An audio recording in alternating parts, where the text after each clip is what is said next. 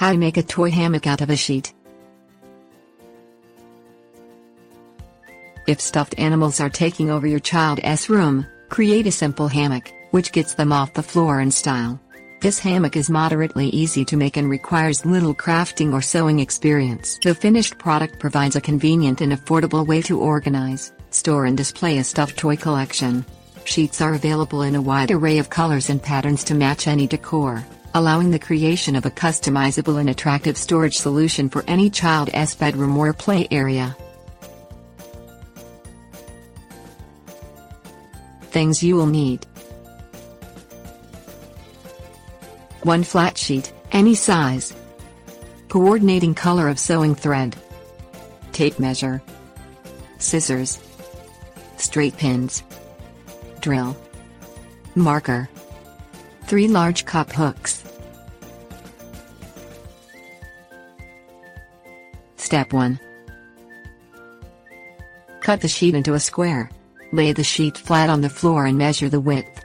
Mark the sheet lengthwise with a marker at the distance of the width measurement. Cut across the sheet from one side to the other at the marker. Step 2. Fold the sheet from one corner to the other to form a triangle. Fold over each edge by 1 inch and place straight pins to hold the folds in place every ½ inch to 1 inch around the 3 sides. Place pins approximately a ½ inch from the outer edges and sew a straight stitch seam about 1/4 inch from outer edge on all 3 sides. Step 3. Cut a 1-inch slit in each of the 3 corners diagonally from the center toward the corner, approximately 2 inches inward from the tip of the corner. Sew, using a zigzag stitch, around the edges of each slit, forming the equivalent of oversized buttonholes.